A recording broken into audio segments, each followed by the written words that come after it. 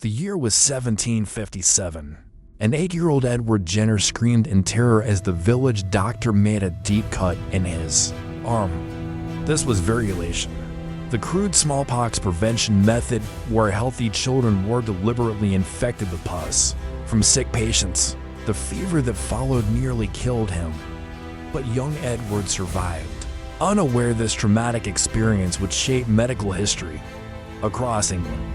Smallpox was claiming 1 in 3 children's lives, leaving survivors scarred and blind, while doctors stood helpless until a country physician made an astonishing observation that would change everything. While apprenticing as a surgeon in rural Gloucestershire, Jenner heard a milkmaid boast, "I shall never have smallpox, for I have had cowpox."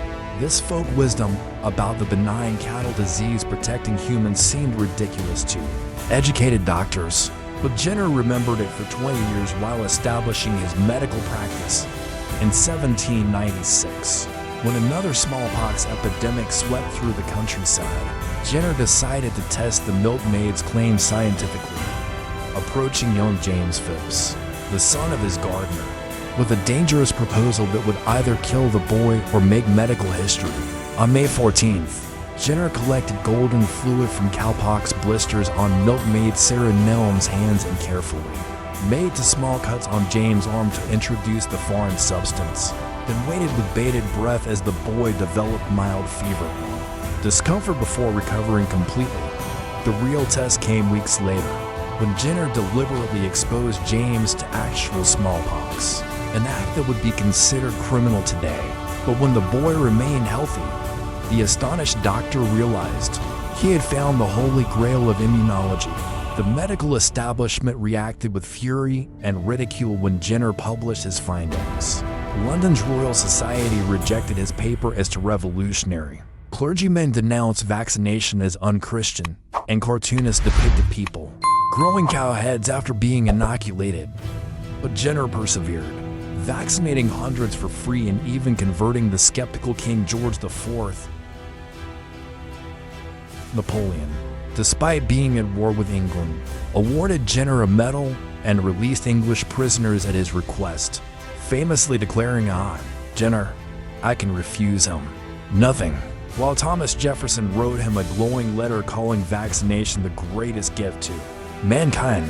By the time Jenner died in 1823, vaccination had spread across Europe and America, though he never became wealthy from his discovery, choosing instead to establish the world's first free vaccination clinic in his home, where the very chair he used to vaccinate poor villagers still sits today as a museum exhibit.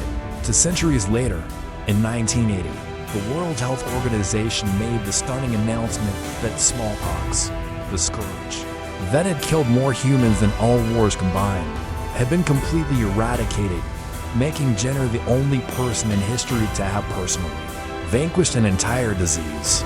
Modern scientists examining Jenner's original vaccine samples were shocked to discover he had actually used the now extinct horsepox virus rather than cowpox, proving his genius was even greater than anyone realized. He had stumbled upon the perfect balance between safety and effectiveness through sheer observation and intuition. Today, as new viruses emerge and vaccine hesitancy grows, Jenner's legacy reminds us that courage to challenge conventional wisdom and compassion to share knowledge freely can literally change the course of human history.